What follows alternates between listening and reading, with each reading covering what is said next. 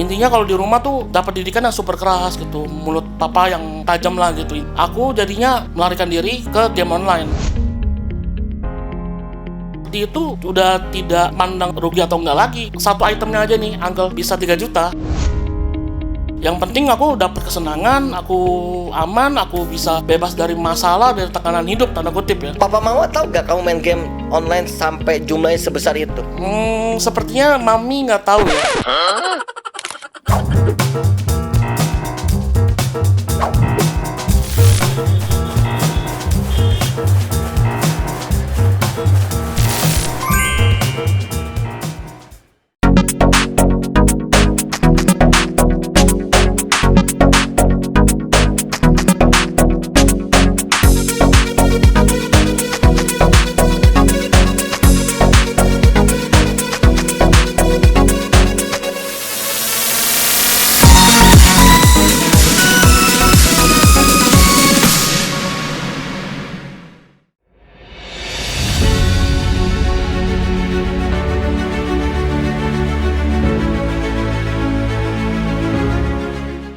Shalom. Shalom GMCC. Siapa yang datang ke tempat ini dengan hati yang sedih? Boleh angkat tangannya, saya mau melihat wajah-wajah sedih. Ada? Oh, ada beberapa ternyata. Yang bersuka cita boleh lambaikan tangannya?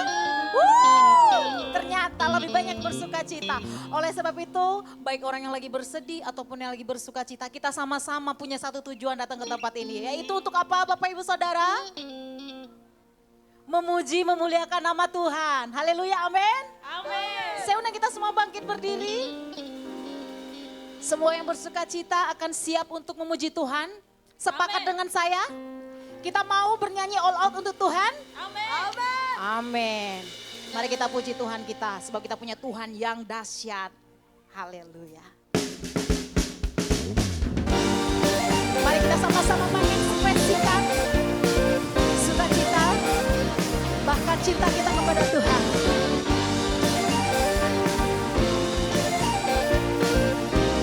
Ya, segenap jiwa datang memuji muliakan nama Tuhan.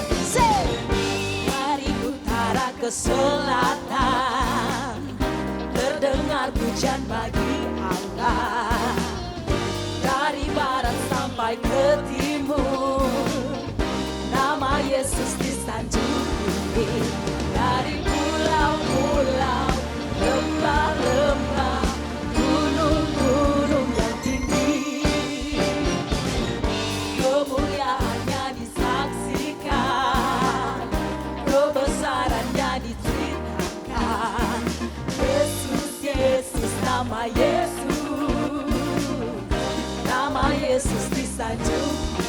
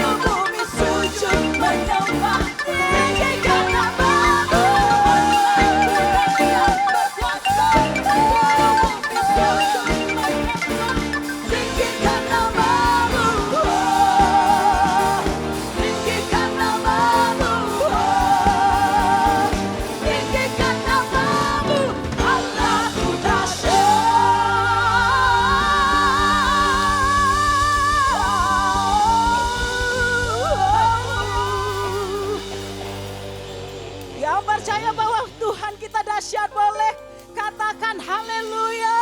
Haleluya. Oke.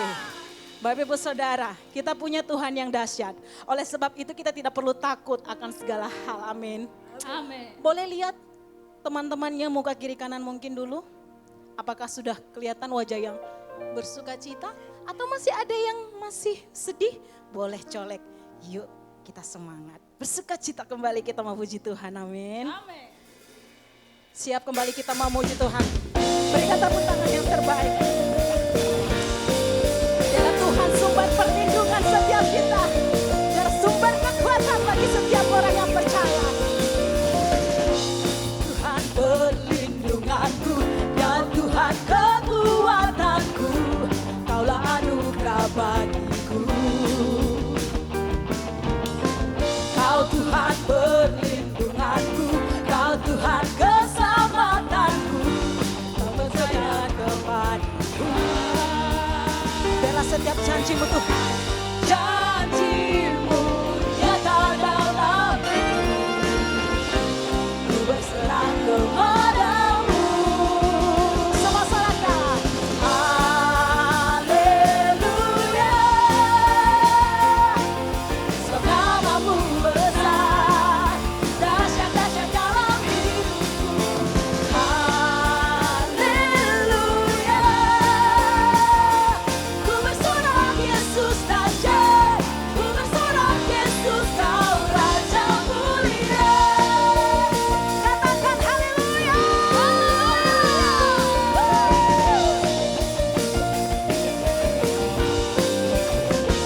Sama-sama kita nyanyikan. Kau Tuhan perlindunganku, Kau Tuhan kekuatanku, Kaulah anugerah bagiku. Dialah Tuhan perlindungan setiap umat. Kau Tuhan perlindunganku, Kau Tuhan keselamatanku, ku percaya Kau berkuasa. Janji-Mu nyata dalamku, ku berserah kepadamu. Haleluya,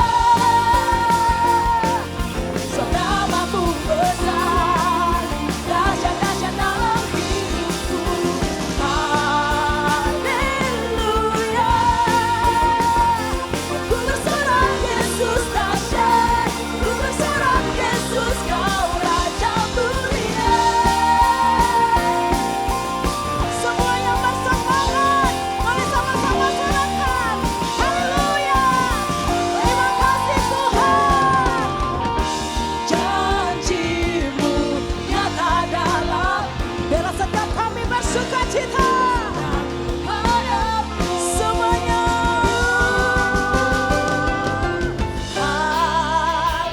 Haleluya, sebab namamu besar, dahsyat-dahsyat dalam hidup semuanya. Haleluya, ku bersorak Yesus dahsyat, ku bersorak Yesus Kau Raja mulia. Lebih lagi. Haleluya, sebab namamu besar, dahsyat-dahsyat dalam hidupku. Haleluya, ku bersorak Yesus dahsyat, ku bersorak Yesus Kau Raja mulia. Ku bersorak Yesus dahsyat, ku bersorak Yesus Kau Raja mulia. Ku bersorak Yesus dahsyat, ku bersorak Yesus Kau Raja mulia.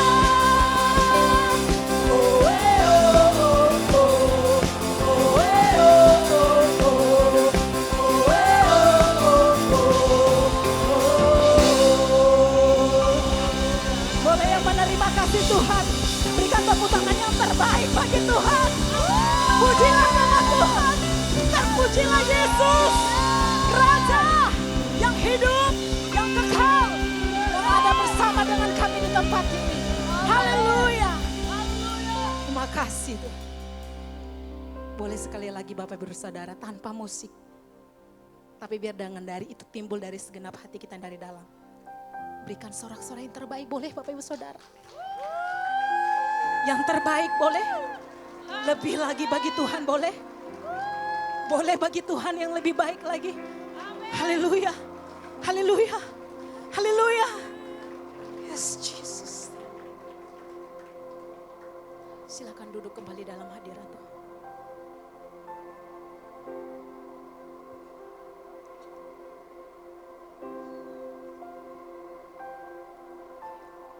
Terima kasih.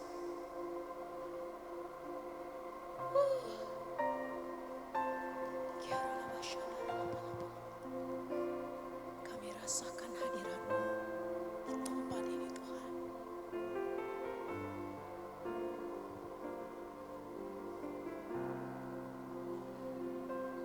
Terima kasih. Terima kasih. Syukur bagimu Tuhan. Segala syukur bagimu. Kami sungguh bersyukur karenamu. Oleh karena cintamu Tuhan. Terima kasih buat segalanya, buat anugerah-Mu yang tak pernah habis berkesudahan. Terima kasih buat mujizat-Mu, buat janji dan kasih-Mu yang kami terima.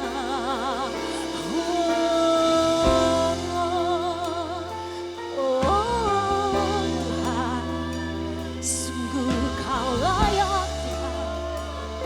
Terima yang terbaik. Terima kasih. Mari bermazmur bagi Dia. Mari naikkan segala syukur, nyanyian yang baru mengalir.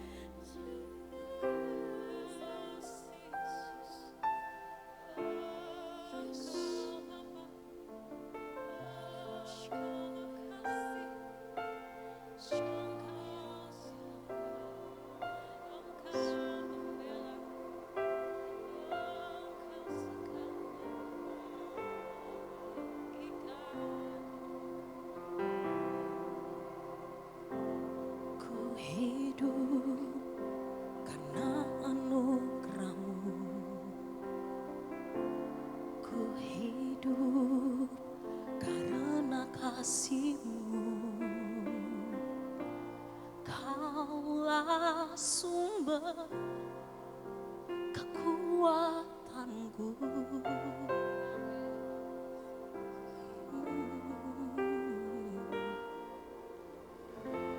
Ku hidup untuk menyembah-Mu, ku hidup untuk menyenangkan-Mu. Kaulah pusat penyembahanku. Kau yang layak, Kau yang layak, Kau layak disembah di dalam roh dan kebenaran. Kau yang layak, Kau yang layak, Kau layak disembah, ditinggikan untuk selamanya. Berikan tepuk tangan yang terbaik bagi Tuhan yang layak kita sembah. Terima kasih Tuhan Yesus. Mari dengan segenap hati nyanyikan pujian ini.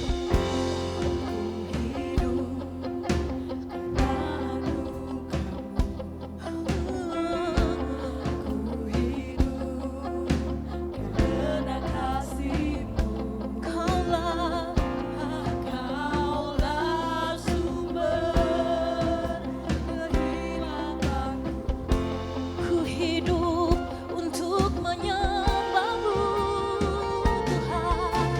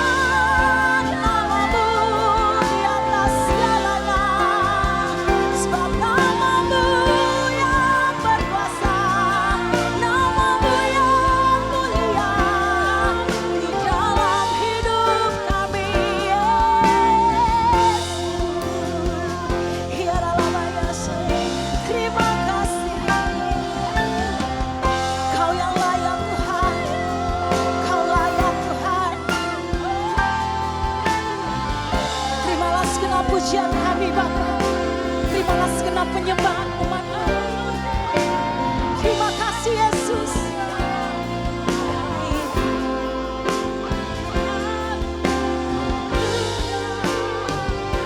Mari nyanyikan dengan segenap hati. Kau sungguh layak.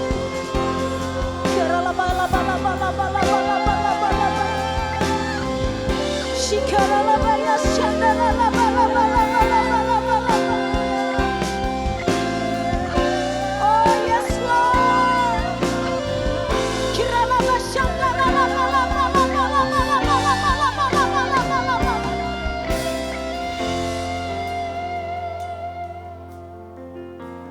Kau yang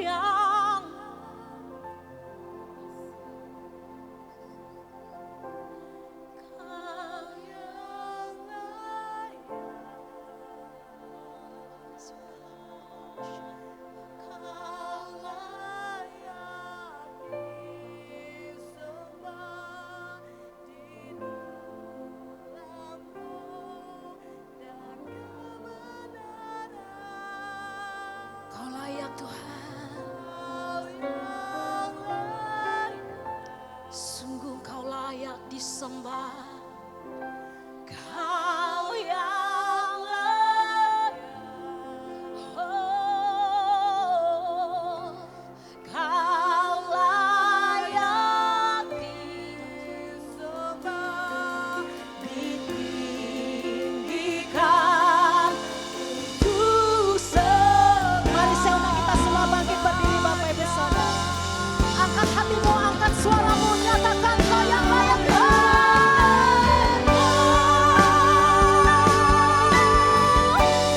Kau yang layak, sungguh Kau layak Tuhan.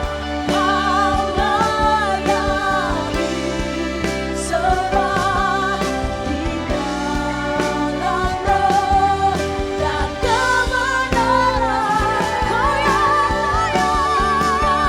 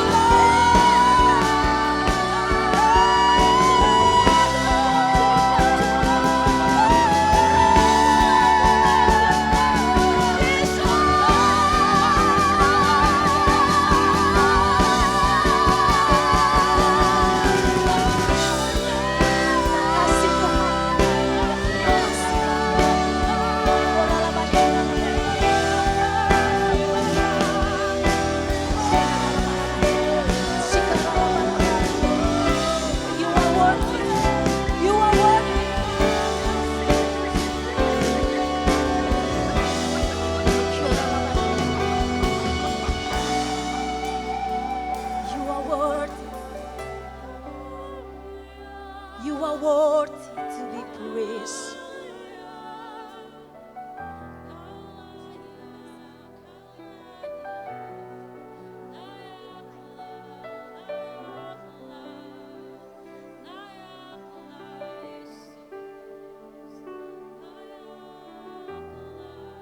Siang dan malam kami mau angkat panji keselamatan.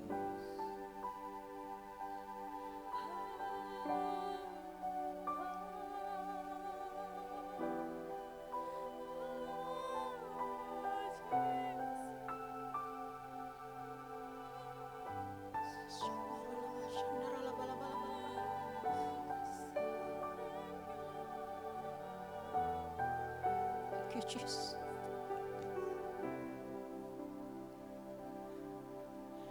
Day and night, night and day, let incense arise. Day and night, night and day, let incense arise. Day and night, night and day, let incense arise. Day and night, night and day, let incense arise. Day and night, night and day, let incense arise. Day and night, night and day, let incense arise. Day and night, night and day, let incense arise. Day and night, night and day, want it all, it all. You are worthy of it all. From you are all things, and who you are all things. You deserve the Lord. You are worthy, Lord. You are worthy of it all. You are worthy, Lord. You are worthy of it all. From you are all things, and to you are all things. You deserve the glory.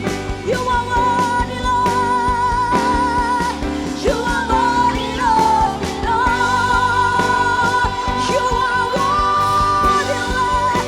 You are worthy of it all. You are so worthy, Lord. From you are all things, and to you are all things. You deserve the glory.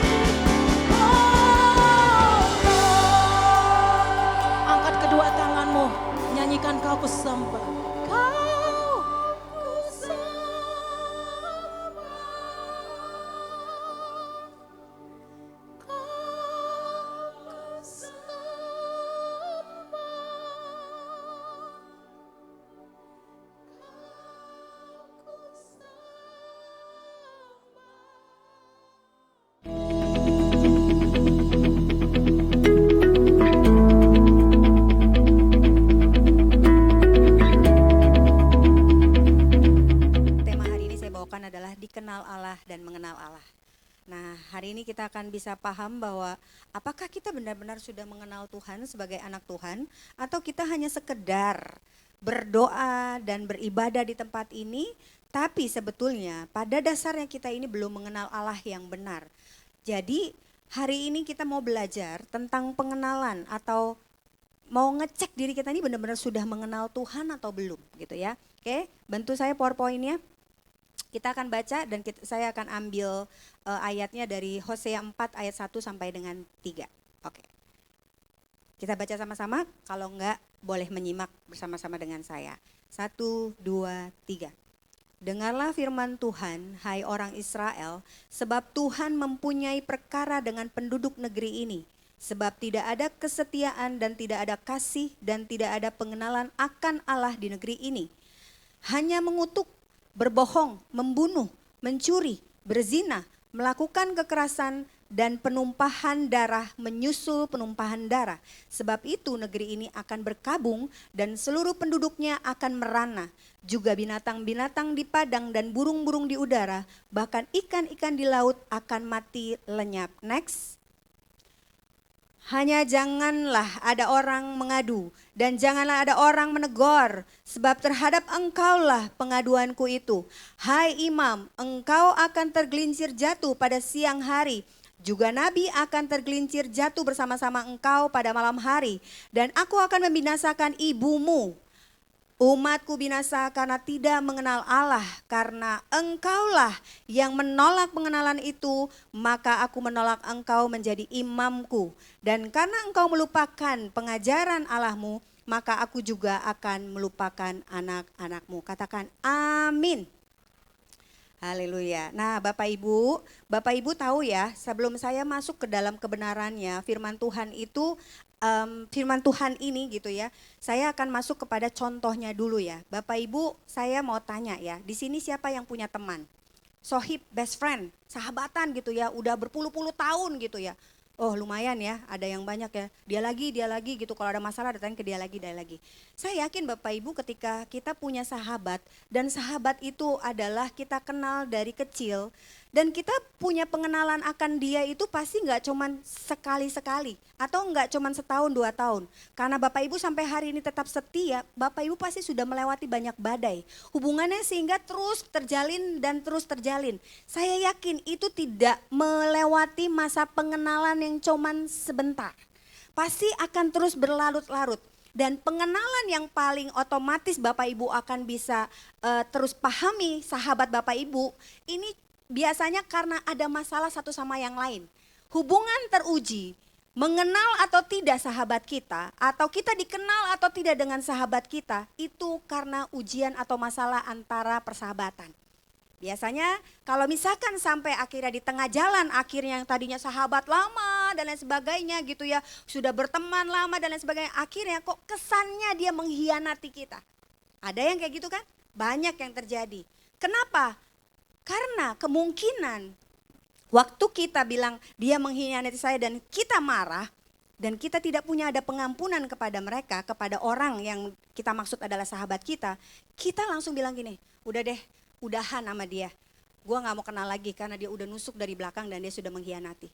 Kita tidak berusaha untuk tanya sama dia. Boleh gak kita ketemu? Tanya, kenapa kok kamu bisa mengkhianati saya? Ada apa? Ya contoh mungkin menipu dengan keuangan. Biasanya itu ya yang terjadi sering banget gitu ya. Kenapa? Kemungkinan dia akan cerita dengan jujur, dia akan bilang gini, karena aku lagi butuh. Jadi hal ini aku harus lakukan. Kenapa lu gak bilang aja? Kan gue bisa tolong gitu ya. Kalau itu terjadi, komunikasi itu terjadi, kita akan lebih mengenal sahabat kita lebih lagi, sehingga kita akan jadi lebih mengasihi. Karena kita tahu ada kesulitan dan kita mau menolong teman kita itu. Sehingga yang tadinya mungkin harusnya kita putus hubungan, akhirnya kita tetap menjalin hubungan mungkin sampai dengan hari ini. Jadi kita tahu karena mengenal dan pengenalan itu akan membuahkan hasil, yaitu apa? Persahabatan yang manis sampai dengan hari ini. Betul nggak? Diuji oleh yang namanya ujian. Suami istri, hubungan suami istri, awalnya pacaran ya, terus mengenal, lirik-lirikan gitu ya, keren juga, cakep juga, cantik nih, baik, hatinya manis. Itu kan gak cuma dalam waktu 1 jam 2 jam, gak waktu seminggu 2 minggu, gak waktu setahun 2 tahun. Ya mungkin ada ya, pacaran itu biasanya paling lama itu yang saya tahu kalau saya konseling pernikahan itu yang pernah saya dapati ada yang dia pacaran itu 10 tahun. Pacaran 10 tahun, saya bilang ngapain aja? Kenalan Bu, kenalan sambil nabung duit gitu ya. Karena kenalan dari SMP, ya kebayang dong ya berarti 10 tahun wajar. Nah tapi artinya ketika mereka itu mengenal, tahu, tambah yakin dong bahwa dia akan menikah dan ini adalah pasanganku. Karena udah tahu tuh pasti udah kebentur dan lain sebagainya, mungkin ada putus, ada nyambung lagi, terus akhirnya deket lagi dan lain sebagainya begitu ya. Terus masuk dalam pernikahan Bapak Ibu. Nah yang terjadi dalam pernikahan biasanya kalau suami istri ya biasanya nih pengenalannya kesannya udah cukup di pacaran, pengenalan kemarin. Yang terjadi keributan yang terbesar kadang-kadang atau mungkin ada juga yang namanya suami istri yang selingkuh akhirnya. Karena apa? Salah satu atau pasangan ini merasa cukup mengenal. Padahal belum mengenal dengan detail. Pasangan salah satu, saya pernah baca di salah satu media ya. Dia ini menikah udah 25 tahun, hampir 26 tahun waktu itu. Tapi mereka akhirnya memutuskan cerai. Padahal kelihatannya baik-baik saja. Tapi ternyata pasangan istrinya ini merasa gua ngalah terus gitu. Tapi dia kayaknya nggak peduli. Dan di titik dimana dia rasanya ada satu masalah yang men-trigger ya si orang ini atau si istrinya gitu ya merasa bahwa gini, gua udah nggak worth it lagi dan gua udah nggak tahan lagi, cerai. Pasangan suami istri itu adalah pasangan yang harusnya menjaga hubungan. Tapi bagaimana cara menjaga hubungannya itu yang kadang-kadang kita tidak paham. Karena biasanya Bapak Ibu menjadi pasangan atau menjadi suami istri itu kan pertama kali ya. Artinya itu sebenarnya kita nggak punya pengalaman menjadi istri, nggak punya pengalaman menjadi suami. Bagaimana berkomunikasi dengan baik. Mungkin kita ada yang namanya BPN, diajarin gitu ya. Tapi pengajaran dan pengenalan dan bagaimana kita mengenal pasangan kita itu kan ajarannya itu di saat kita belum menikah. Begitu kita masuk dalam pernikahan kita anggap kita sudah tahu. Akhirnya tanpa disadari begitu ada masalah di dalam keluarga, di dalam rumah tangga, kita itu lupa. Kalau pasangan kita ini juga adalah manusia yang harusnya memiliki hubungan di mana kita juga harus lebih mengenal lagi. Hati manusia itu licik dan sampai kapanpun walaupun dia adalah pasangan kita, dia sudah sehari-hari sama kita, tidur sama kita, bangun ngeliatnya melek dia juga gitu ya. Belum tentu loh hal-hal yang tersembunyi itu sudah terbongkar dan sudah disampaikan. Ya, waktu kita pacaran terus kita menikah aja banyak perubahan dan perbedaan. Gue baru tahu loh. Kalau kentut sembarangan gitu kan. Baru tahu lo kalau ngupil sembarangan. Baru tahu lo kalau mencet odol dari belakang. Baru tahu lo kalau naro anduk sembarangan. Baru tahu lo orangnya berantakan. Baru tahu lo jorok orangnya. Baru tahu lo ternyata mandinya lama banget. Bener gak? Apa saya aja? Di situ adalah pengenalan keseharian. Tapi ketika kita berhenti untuk mengenal dan memahami pasangan kita, yang terjadi adalah ketika kita punya masalah di tengah-tengah keluarga, waktu mungkin masalah keuangan, masalah ribut anak, mau sekolah di mana, nggak sepakat dan lain sebagainya. Kita kok beda ya? Ujung-ujungnya apa? Udah nggak cocok lagi, cerai aja. Padahal masalahnya adalah tentang pengenalan. Amin? Oke. Nah kita masuk kepada firman Tuhannya ya. Firman Tuhannya ini adalah kisah tentang bangsa Israel yang sudah dilewatkan atau diselamatkan dari bangsa Mesir. Dan waktu bangsa Israel itu ada di tengah-tengah bangsa Mesir, itu terjadi adalah perbudakan. Bangsa Israel itu dibikin jadi perbudakan dan di situ adalah jadi dosa ya maksudnya ya. Bangsa Israel kalau menjadi perbudakan itu maksudnya dia ini jatuh dalam dosa karena apa? Menginginkan kenyamanan, makan dan lain sebagainya dan semuanya adalah kemudahan. Tapi kemudahan harus kerja bakti gitu ya. Itu yang terjadi. Nah, bangsa Israel itu mengeluh dan waktu dia mengeluh awal-awal waktu di tengah-tengah bangsa Mesir gitu ya, waktu dia diperbudakan gitu ya. Tuhan itu mendengar dan Tuhan itu memilih. Bangsa Israel ada bangsa pilihan. Amin. Dan bangsa Israel ini dipilih sama Tuhan, di tengah-tengah perbudakan Tuhan berinisiatif untuk memperkenalkan dirinya, untuk menolong dan membebaskan bangsa Israel dari bangsa Mesir. Dan apa yang dijanjikan oleh Tuhan yaitu dia akan dibebaskan dari bangsa Mesir dan mereka akan dituntun kepada apa? Tanah Kanaan. Tanah yang banyak dan berlimpah susu dan madunya dan berkatnya. Semua buah di situ melimpah. Itulah janji Tuhan kepada Abraham dan buat bangsa Israel. Amin. Nah, waktu ayat ini Bapak Ibu tadi baca, ini adalah keadaan di mana bangsa Israel sudah dibebaskan, sudah dilepaskan, keadaannya itu sudah baik-baik saja, dia sudah keluar dari bangsa Mesir, artinya semuanya adalah nikmat di tengah-tengah tanah Kanaan. Nah, masalahnya di tengah-tengah tanah Kanaan itu bukan berdiri atau bukan hanya dihidupi oleh bangsa Israel saja. Bangsa yang takut akan Tuhan dan dipilih Tuhan, tapi di dalam atau di area tanah Kanaan itu adalah bangsa-bangsa yang lain. Palestina, Lebanon. Dan kalau sekarang Bapak Ibu tahu lagi ada perang di Gaza. Nah itu salah satunya di areanya itu ada di areanya tanah Kanaan. Makanya ada perebutan tanah, ya kan, Israel dengan Gaza, Israel dengan Palestina. Dan jadi tengah-tengah itu ya, jadi ini kisahnya kurang lebih seperti itu. Tapi saya bukan mau menceritakan itu, tapi saya mau bilang bahwa di sana itu banyak sekali bangsa dan umat yang ada rakyat yang ada di situ adalah sebenarnya kebanyakan adalah suku Amori. Suku Amori adalah suku yang menyembah berhala, yang tidak takut sama Tuhan.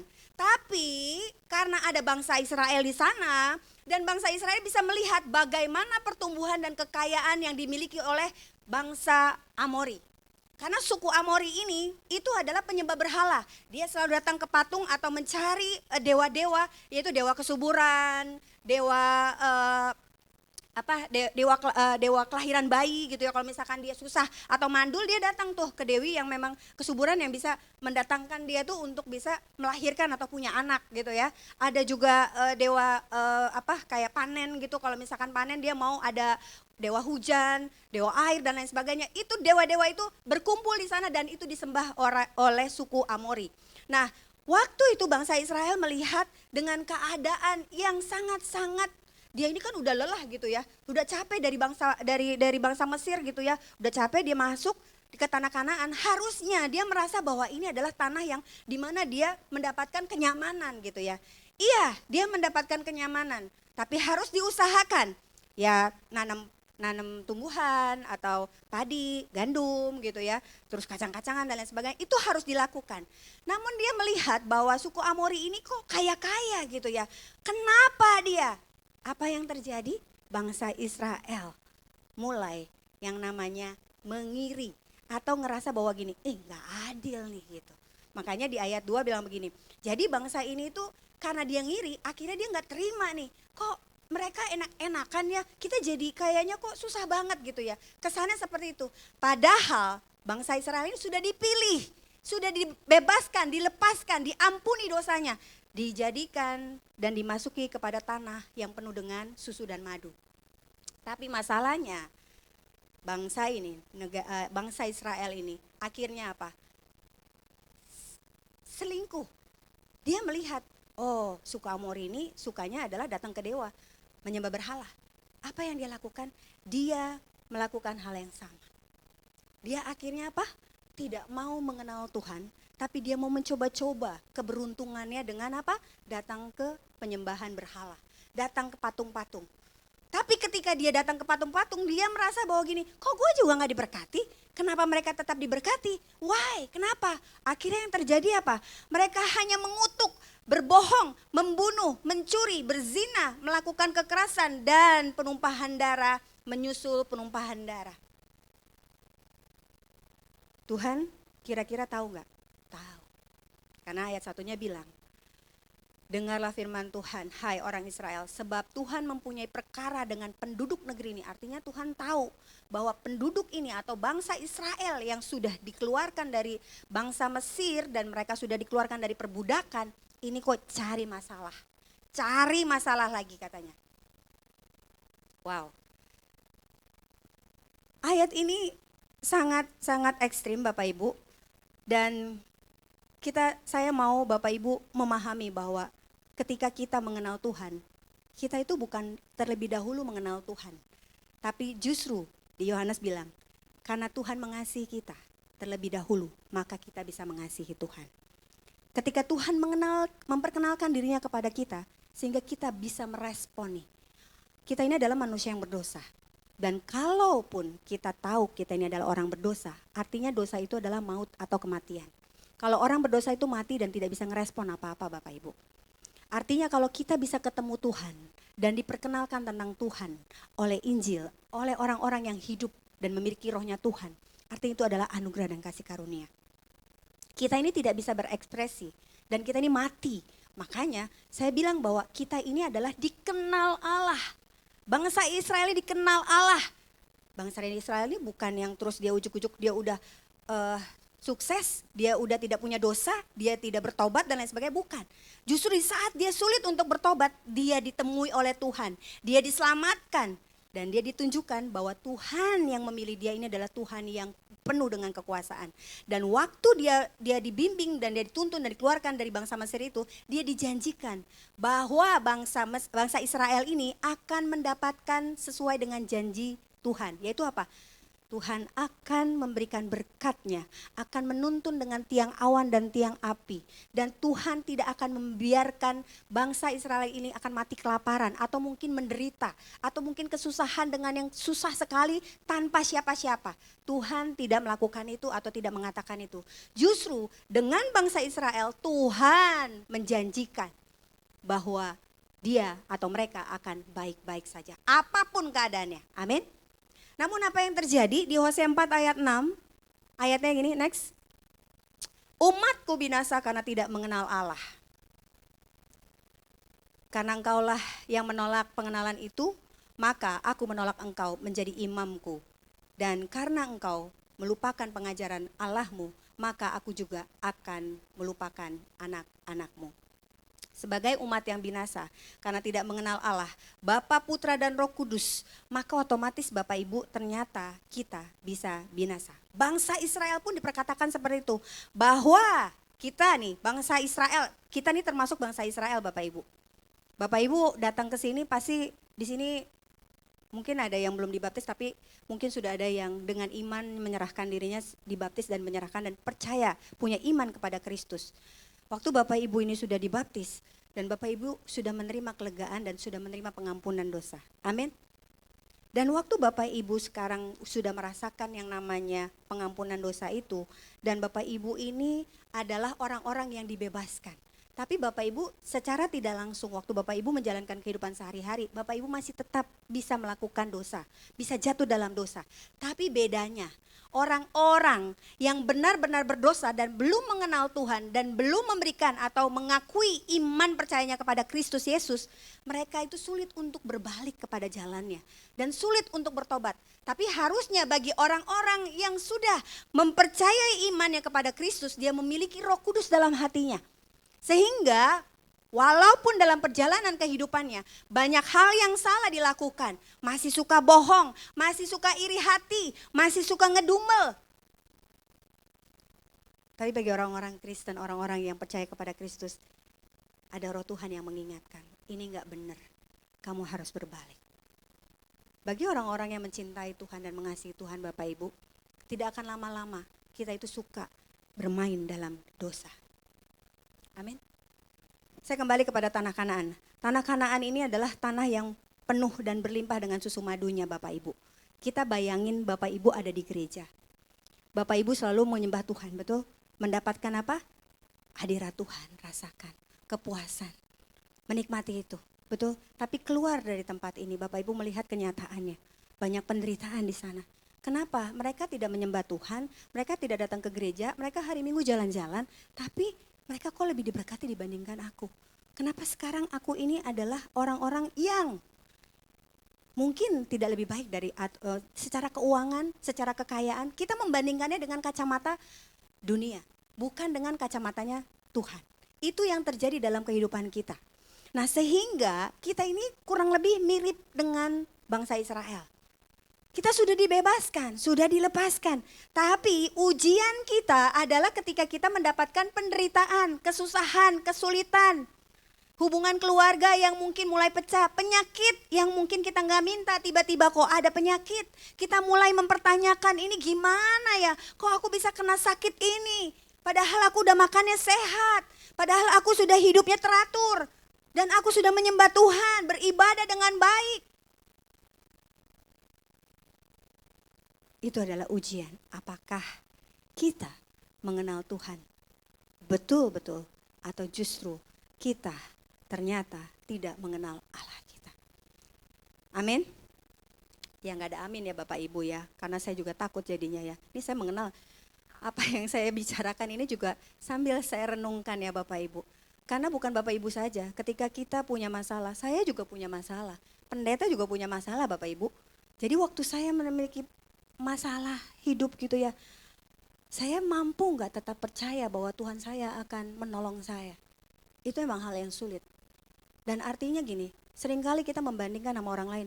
Kenapa gereja saya seperti ini, gereja orang lain kok baru buka langsung rame. Oh kok langsung diberkati, oh langsung bagus gitu ya. Ini kita dapat silingnya kok pendek, di sana silingnya tinggi-tinggi gitu. Jadi lampunya keren banget gitu ya. Ada nggak hal itu? Ya ada juga sih Bapak Ibu.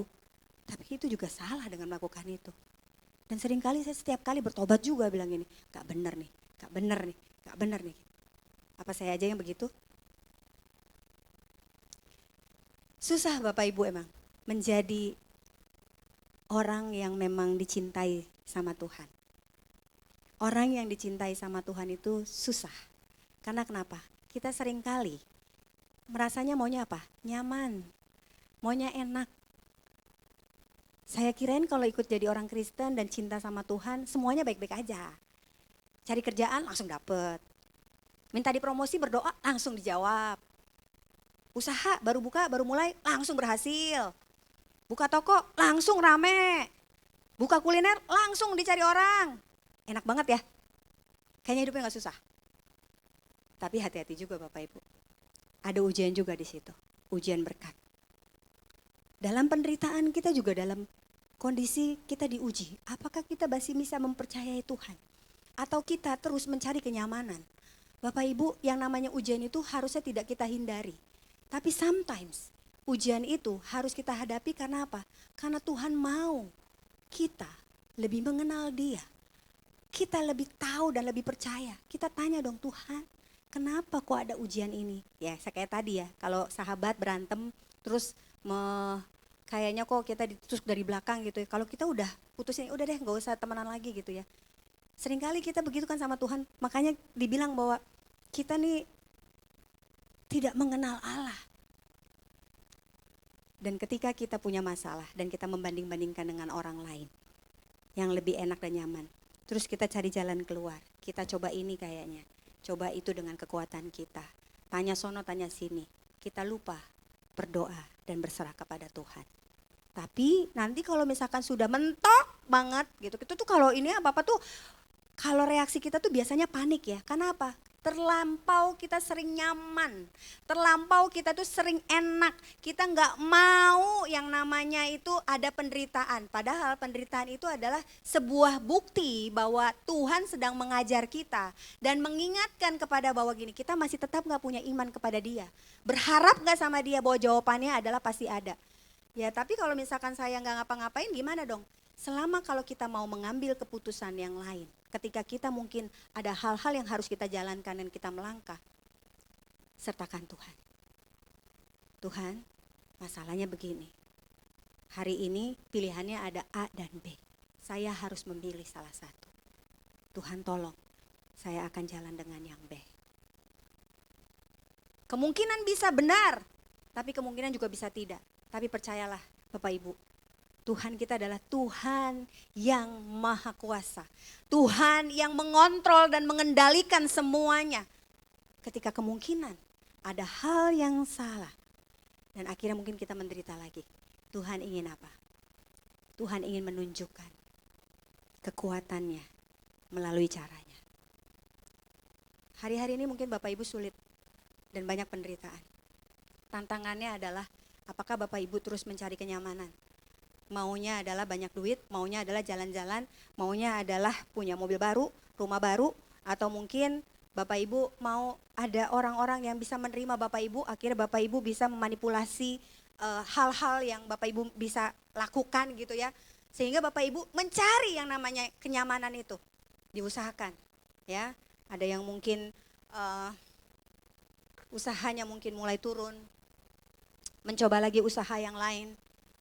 Selama Bapak Ibu mengikut sertakan Tuhan, kalaupun sampai di perjalanan Bapak Ibu mungkin tidak terjadi sesuai dengan harapan Bapak Ibu, jangan salahkan Tuhan. Percayalah, segala sesuatu itu pasti mendatangkan kebaikan. Amin. Oke, next boleh.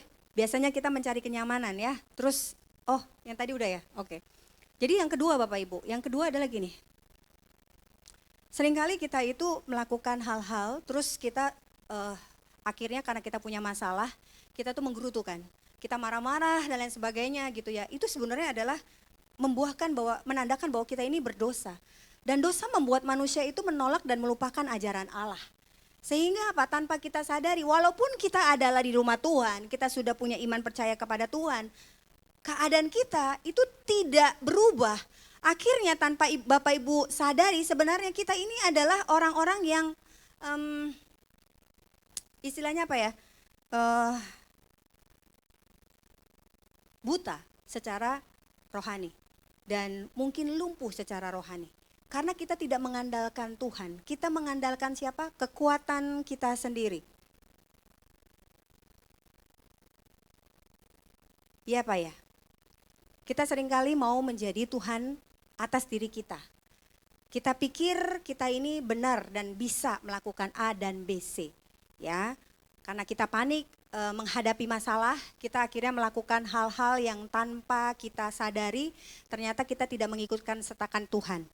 Banyak mungkin di kita gitu ya, di dalam ibadah, terus kita merasa bahwa mungkin saya nggak tahu ada yang buka toko di hari Minggu kah, atau mungkin masih ada yang bekerja di hari Minggu, tuntutannya mungkin karena kebutuhan. Saya hormati dan saya respect itu. Dan saya berharap bisa ada hari yang lain untuk dijumpai, untuk bisa beribadah. Sebab itu saya bersyukur ya Bapak Ibu bisa beribadah. Banyak orang di luar sana yang dia mengasihi Tuhan, mencintai Tuhan, tapi dia tidak bisa beribadah di hari Minggu. Apa daya ketika dia tidak punya pekerjaan, namun pekerjaan itu menuntut dia untuk datang dan bisa beribadah di hari biasa. Dan itu sulit.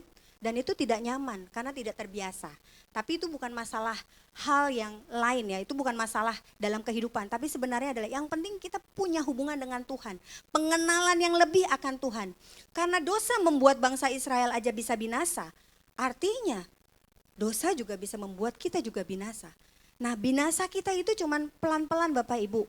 Yang awalnya kita terus gerutu karena masalah kita. Penderitaan kita, masalah rumah tangga mungkin, keuangan, pekerjaan, cari jodoh gak dapat mungkin, ada sakit penyakit, itu kehidupan kita terus bergulir begitu saja tuh. Tapi respon kita bagaimana? Kalau respon kita masih menggerutu, artinya kita boleh bertanya sama diri kita sendiri. Apakah kita mempertanyakan Tuhan ada atas hidup kita atau tidak? Tuhan tidak terlihat Bapak Ibu, Tuhan tidak terlihat. Saya yakin untuk kita melihat Tuhan itu sulit. Tapi sebenarnya Bapak Ibu bisa melihat Tuhan di hadapan Bapak Ibu. Mau tahu bagaimana caranya? Lihat kanan kiri Bapak Ibu coba. Lihat kanan kiri. Senyum Bapak Ibu, senyum. Senyum. Kita ini adalah diciptakan oleh Tuhan serupa dengan gambarannya. Artinya di muka kanan kiri Bapak Ibu itu adalah ada wajah Tuhan yang serupa dengan gambaran Tuhan. Katakan amin. Tapi seringkali cuman gara-gara penderitaan dan masalah dan kita emosi, disenggol sedikit kita sensitif, kita ribut. Betul? Waktu kita dikhianati, kita gak mau memaafkan. Waktu kita disakiti, kita sulit untuk mengampuni. Waktu kita disakiti ataupun kita tidak diterima, dinyinyirin mungkin, diomongin, digosipin, kita mudah marah. Kita tidak berkomunikasi dengan baik. Padahal kita tuh adalah manusia-manusianya Allah yang di dalam hidup kita ada roh Tuhan. Harusnya kita ini memancarkan kasihnya Tuhan. Memancarkan kesabarannya Tuhan. Tapi apa yang terjadi dalam kehidupan karena saking sulitnya. termasuk saya, kadang-kadang bisa juga kita mengalami yang namanya buta secara rohani. Lumpuh secara rohani. Bahkan perlahan tapi pasti, kalau itu kita biarkan, tidak mengenal Allah dan mengusahakan untuk mengenalnya, Bapak Ibu, kemungkinan kita akan menjadi mati secara rohani. Saya berharap Bapak Ibu ini adalah orang-orang yang dipilih Tuhan. Itu udah dikatakan dan dengan yakin bahwa Bapak Ibu ini adalah menerima keselamatan dari Tuhan. Dan Bapak Ibu sudah menerima yang namanya kasih sayangnya Tuhan berlimpah-limpah. Sehingga Bapak Ibu tahu semua dosa Bapak Ibu itu sudah diampuni. Amin. Selanjutnya di 1 Korintus 15 ayat 54 sampai dengan 57. Dan sesudah yang dapat binasa ini mengenakan yang tidak dapat binasa, dan yang dapat mati ini mengenakan yang tidak dapat mati, maka akan genaplah firman Tuhan yang tertulis, maut telah ditelan dalam kemenangan. Hai maut, di manakah kemenanganmu? Hai maut, di manakah sengatmu? Sengat maut ialah dosa, dan kuasa dosa ialah hukum Taurat. Tetapi syukur kepada Allah yang telah memberikan kepada kita kemenangan oleh Yesus Kristus Tuhan kita. Kita harusnya memahami bahwa kita ini sudah mengenakan roh Tuhan, Yesus Kristus dalam hidup kita. Jadi dalam penderitaan apapun Bapak Ibu harus belajar tenang. Belajar tenangnya bagaimana? Kalau Bapak Ibu gak punya pengenalan akan Tuhan dengan baik, punya hubungan dengan Tuhan, punya waktu khusus dengan Tuhan, Bapak Ibu tidak akan menyadari. Bahkan mungkin kita akan cenderung melupakan pengajarannya. Pengajaran firman Tuhan, pengajaran Tuhan itu semuanya ada di Alkitab Bapak Ibu. Kalau Bapak Ibu cuma baca Alkitab di hari Minggu saja, Senin sampai dengan hari Sabtu, sebenarnya masalah timbulnya itu di Senin sampai dengan hari Sabtu Bapak Ibu. Dalam pekerjaan, pergaulan sehari-hari, bicara, ketemu orang, meeting, langsung harus memutuskan usaha ini, bisnis ini dan itu. Kalau Bapak Ibu tidak punya waktu, menyediakan dan menyiapkan waktu untuk Tuhan, mengenal pribadinya melalui firman Tuhan, Bapak Ibu akan melupakan hal ini. Kita sudah dilepaskan dari maut, kita sudah dilepaskan dari dosa, bahkan kita sudah menerima kemenangan dari Yesus. Kita bertobat hari ini. Jangan menjadi orang-orang yang buta dan lumpuh secara rohani. Amin. Next. Mengenal Yesus Kristus adalah anugerah kasih karunia bagi kita. Sebab Yesus adalah juru selamat manusia yang memberi hidup melalui kuasa kebangkitannya. Kita yang tadinya mati, kita sudah bangkit. Karena ada roh Tuhan yang membangkitkan kita. Harusnya kita tidak bereaksi, kita tidak bisa berbuat baik sesuai dengan kebaikan Tuhan. Tapi kita bisa berbuat baik karena motivasi. Tapi hari ini Bapak Ibu saya ingatkan bahwa kita ini sudah bangkit bersama-sama dengan Kristus. Saat Bapak Ibu dimateraikan dalam dalam baptisan kudus, Bapak Ibu ditenggelamkan di dalam air dan Bapak Ibu udah bangkit. Dan Yesus memberi hidup. Yesus memberi segalanya yang kita perlukan. Kita memperoleh kasih karunia itu di dalam Injil Kristus Bapak Ibu. Next. Kasih karunia itu seperti ini rasanya ya. Karena Kristus Yesus yang mati dan menjadikan kita hidup. Karena Yesus Kristus yang buta membuat kita yang buta melihat. Karena Yesus Kristus yang lumpuh dapat berjalan dengan baik atas tuntunan tiang api dan tiang awan. Kita dituntun oleh rohnya. Jadi sebenarnya apapun penderitaan kita, kita tuh dipimpin oleh Tuhan dan disertai. Kita tidak sendirian. Next, Mazmur 91 ayat 14. Sungguh hatinya melekat kepadaku, maka aku akan meluputkannya, aku akan membentenginya sebab ia mengenal namaku. Ini adalah tulisan dari Raja Daud. Dan tulisan Raja Daud ini adalah diilhamkan oleh Roh Kudus. Pernyataan ini adalah menyatakan bahwa Tuhan mengetahui hati kita, Tuhan memahami hati kita. Hati yang melekat, betul-betul melekat kepada Tuhan, kepadanya, atau dia tidak melekat kepadanya. Dan apa kata firman Tuhan ini? Kalau dia melekat kepadaku, maka aku akan meluputkannya. Dari apa? Dari mara bahaya, dari kecelakaan. Dan aku akan membentenginya. Dari apa? Kesesakan. Next, Mazmur 91 ayat 15 sampai dengan 16. Bila ia berseru kepadaku, ini bagi orang-orang yang hatinya melekat dan mengenal Allah dan dikenal oleh Allah. Kalau dia berseru bilang, Tuhan, aku menyerah dan aku angkat tangan. kata Tuhan, Ia akan menjawab. Dan Ia akan menyertai. Dan Ia akan meluputkan dan Ia akan mempermuliakan kita. Dan kita diberi panjang umur. Orang yang panjang umur itu susah untuk hidup Bapak Ibu. Mama saya waktu mau meninggal, sebelum dia meninggal, waktu keadaan sehat dia selalu bilang gini, gue gak mau umur panjang tapi sakit. Dia bilang begini, kalau Tuhan kasih aku sakit, aku gak mau lama-lama. Tapi mama saya itu dikasih kesehatan yang cukup luar biasa saya rasa. Dan dia dikasih oleh Tuhan ya, dan dia panjang umur, dan dia terus dikenyangkan Bapak Ibu. Dia dikenyangkan, dia gak harus kerja. Karena dia punya anak-anaknya yang bisa memberkatinya. Karena anak-anaknya diberkati oleh Tuhan. Dan mengasihi Tuhan dan mencintai Tuhan bahkan mengenal Tuhan. Karena pada dasarnya adalah Tuhan adalah yang menyelamatkan kita. Dan keselamatan itu ada pada setiap kita. Orang-orang yang dipilih, dipanggil. Kita ini sudah disortir Bapak Ibu. Tapi Bapak Ibu jangan kaget. Orang-orang yang disortir ini sebenarnya belum sempurna. Makanya kita harus masuk ke dalam yang namanya komunitas. Bapak Ibu akan belajar bagaimana Bapak Ibu akan mengenal Tuhan sungguh-sungguh dengan apa? Yang pertama dengan Bapak Ibu membaca firman Tuhan dan kebenarannya. Yang kedua, Bapak Ibu juga ikut mungkin bisa kelas kom 100, 200, 300. Yang ketiga, dengan lewat komunitas Bapak Ibu. Bapak Ibu akan bisa melihat teman-teman Bapak Ibu, orang-orang yang penuh kasih. Ini memancarkan kasihnya. Atau mungkin Bapak Ibu akan bisa melihat orang-orang di sekitar dan di komunitas Bapak Ibu itu mungkin ngekiin, nyakitin. Tapi adalah kita akan bisa menilai apakah kita bertumbuh secara rohani atau kita malah ikut-ikutan jadi keki. Kita bisa mengasihi orang-orang yang menyebalkan buat kita atau kita ikut menyebalkan juga. Itu dia ukurannya. Jadi orang-orang di sekitar kita dalam komunitas itu bisa mengukur, membuat tolak ukur kita ini sudah bertumbuh secara rohani atau belum. Kita ini sudah mengenal Tuhan sungguh-sungguh atau belum. Kalau kita juga dikecewakan, kita ikutan kecewa, artinya kita gak jauh beda dengan dia. Amin Bapak Ibu. Dan hari ini biarlah pengajaran dan pengenalan akan Tuhannya ini akan memotivasi Bapak Ibu untuk bisa mau mengenal Tuhan lebih lagi. Pengenalan Tuhan tidak bisa di hari Minggu saja Bapak Ibu. Yang tadi saya bilang, kasus dan masalah, kejadian-kejadian nyata lebih sering kita hadapi di hari Senin sampai dengan hari Sabtu, yang mungkin Sabtu juga bekerja, beraktivitas penuh dan lain sebagainya. Di hari Minggu Bapak Ibu biasanya sudah dengan penat, beban berat, mau datang ke Tuhan. Akhirnya apa?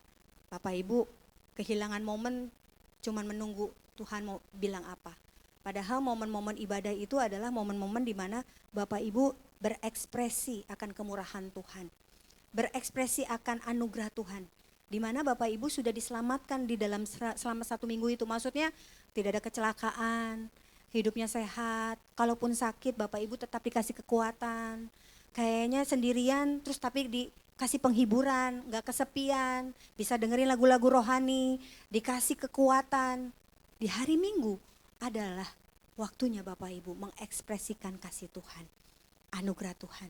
Sehingga waktu Bapak Ibu punya kesempatan memuji Tuhan, ekspresinya adalah betapa anugerah dan kasih Tuhan yang Bapak Ibu alami dalam keseharian. Itu adalah anugerah yang luar biasa. Amin Bapak Ibu. Kami mau angkat tangan kami Tuhan dan kami mau berpulang dan berpisah satu sama lain. Tuhan berkati setiap umat-Mu dan jemaat-Mu. Pulanglah dan terimalah berkat anugerah Tuhan, kasih setia Tuhan, cinta kasih Tuhan, kemesraan yang dari Tuhan, pengenalan akan Tuhan lebih lagi, dan kemurahan Tuhan dan kasih anugerahnya melimpah atas setiap kita. Dan terimalah itu mulai dengan hari ini dan sampai dengan Tuhan Yesus datang, engkau tetap akan menggenggamnya dan bertemu dengan Tuhan Yesus di awan-awan permai. Di dalam nama Tuhan Yesus yang sudah menerima berkat Tuhan dan siap pulang kepada rumah-rumahmu, boleh berkata amin. Tuhan Yesus memberkati. Selamat hari Minggu Bapak Ibu.